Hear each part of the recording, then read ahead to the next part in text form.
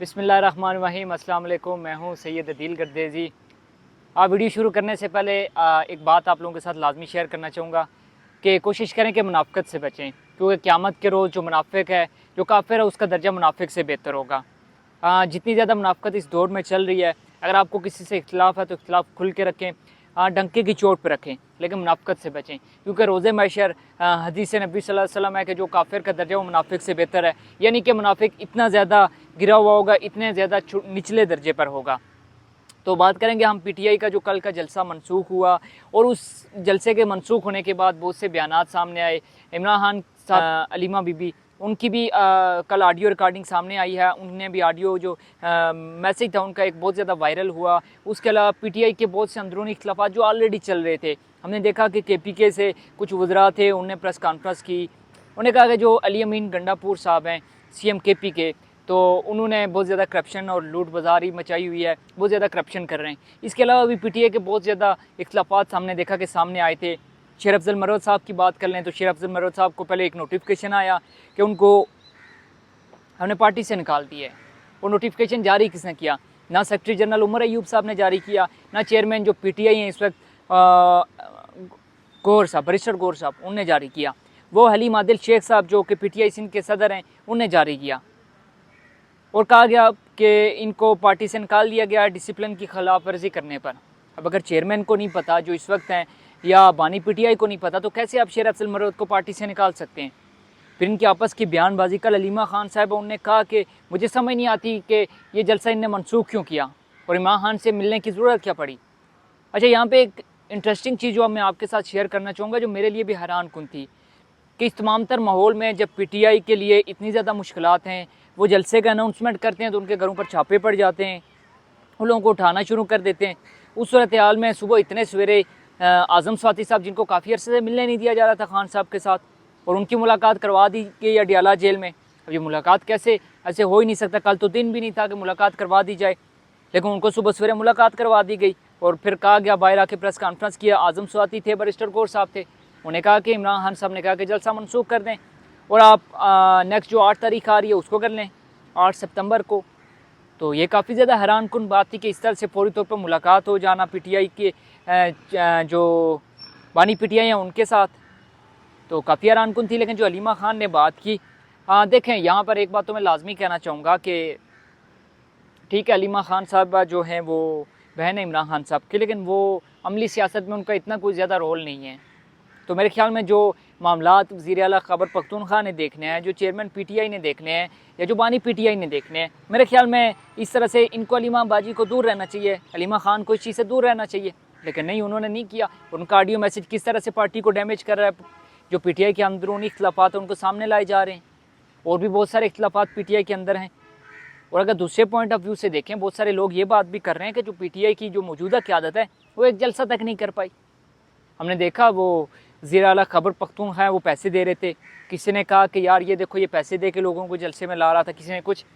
लेकिन मैं ये नहीं कहूँगा, मैं ये कहूँगा कि ये जो वज़ीर आला पंजाब है मरीम नवाज़ साहिबा, जिनको टिकटॉक का बड़ा शौक है, मैं अक्सर कहता रहता हूँ कि टिकटॉकर वज़ीर आला है, ये बीमारी तो फिर वज़ीर आला खैबर पख्तूनख्वा को भी लग गई है। कल वो जैसे पैसे बांट रहे थे 5-5 हज़ार रुपये, और जिस हिसाब से वो वीडियो बनवा रहे थे, तो क्या ये टिकटॉक बनवाना नहीं है? अगर आप किसी गरीब की मदद भी करते हैं तो कहा जाता है कि अगर आप दाएं हाथ से देते हैं तो पता बाएं हाथ को ना चले। तो क्या ये तशहीर नहीं थी? आपने उनको पैसे दिए, आपने और दूसरी चीज़, जो ये इनकी सियासी लड़ाई है, इस लड़ाई के अंदर जो अवाम है उसको बिल्कुल भी इनको धकेलना नहीं चाहिए। अब अगर वज़ीर आला खैबर पख्तूनख्वा हैं तो वो अपनी जो फ़ौज है सूबे की, उसको कहते हैं कि भाई लड़ो मारो आगे से, तो क्या ये भी ठीक नहीं होगा? किसी सूरत ठीक नहीं होगा। या फिर वफाक कहता है कि हाँ भाई वो लोग आ रहे हैं तो मारो, इस तरह से ये भी ठीक नहीं होगा। लेकिन बहरहाल एक अच्छा फ़ैसला मैं समझता हूँ कि पीटीआई की तरफ से था जो उन्होंने जलसा मनसूख किया, क्योंकि जो कल सुप्रीम कोर्ट में फ़ैसला चल रहा था मुबारक सानी केस का, अगर वो खिलाफ आ जाता तो बड़ा दंगा फसाद होने का खदशा था और वो सारा मलबा भी पीटीआई पे डाला जाना था। बहरहाल जो इस वक्त पीटीआई के जो अंदरूनी इख्तिलाफ़ात हैं, मैं नहीं समझता कि वो बानी पीटीआई को रिहा करवाने के लिए या उनकी रिहाई के लिए संजीदा हैं बहुत ज़्यादा। कोई एक बंदा भी इस हवाले से संजीदा नहीं है। इनकी क्या, इन्होंने एक ऐसी पार्टी ज्वाइन की जो पार्लियामान का हिस्सा ही नहीं थी, सुन्नी इत्तेहाद कौंसिल ज्वाइन कर ली। क्या कोई और ऐसी पार्टी नहीं थी जिसकी 1-2 नशिस्तें हों और आप उसके साथ, आप जमात इस्लामी के साथ चले जाते? जमात इस्लामी ने कौन सा आपको धोखा दे देना चाहे। खैर ये उनका पॉलिटिकल अपना पॉइंट ऑफ व्यू है, मैं उसके हवाले से ज़्यादा बात नहीं करना चाहूँगा। लेकिन जो पीटीआई के इख्तलाफात हैं वो दिन ब दिन गंभीर होते जा रहे हैं, और मेरे ख्याल में जो अवाम है वो अवाम ने पीटीआई को उनकी कारकर्दगी की वजह से वोट नहीं दिया। अवाम में गुस्सा है, बहुत ज़्यादा महंगाई है, बिजली के बिल ज़्यादा आ रहे हैं, तो अवाम ने जो मुंतखब किया है वो एक तो बानी पीटीआई की रिहाई के लिए किया है, दूसरा वो मौजूदा क़यादत से बहुत ज़्यादा तंग है। तो उनका तमाम तर जो फोकस है इस वक्त खैबर पख्तूनख्वा की हुकूमत का, या जहाँ जहाँ पे इनके MNAs हैं, MPAs हैं, जो लोग सेलेक्ट होकर आए हैं, जो इलेक्शन लड़के आए हैं, तो उनकी कोशिश यही होनी चाहिए कि इमरान खान सबको बाहर लें या फिर अपने अपने हल्के में काम करें। कल को अगर यही जो लोग हम खैबर पख्तूनख्वा के इनको मुस्तरद कर देते हैं तो क्या होगा, बड़ा ही मुश्किल हो जाएगा। तो मेरे ख्याल में बहुत ज़्यादा अगर बात कर लीजिए तो बहुत ज़्यादा मायूसी थी जो किया गया। और वज़ीर आला खैबर पख्तूनख्वा को मेरे ख्याल में इस तरह से मरियम नवाज़ औरत है, लड़की, अगर वो टिकटॉक कर रही है, उसको शौक़ है, तो मेरा नहीं ख्याल कि खैबर पख्तूनख्वा के वज़ीर आला को भी ऐसा करना चाहिए। बहुत ज़्यादा गुर्बत है, खैबर पख्तूनख्वा के हालात ख़राब हैं, उनको उस तरफ तवज्जो देनी चाहिए। बहरहाल अब देखना यह है कि 8 तारीख का जो जलसा है उससे अगर NOC मनसूख नहीं होती तो पीटीआई कितने एक लोग निकालने में कामयाब हो जाती है, क्योंकि ये तो फ्यूचर डिसाइड करेगा पीटीआई का फ्यूचर है क्या।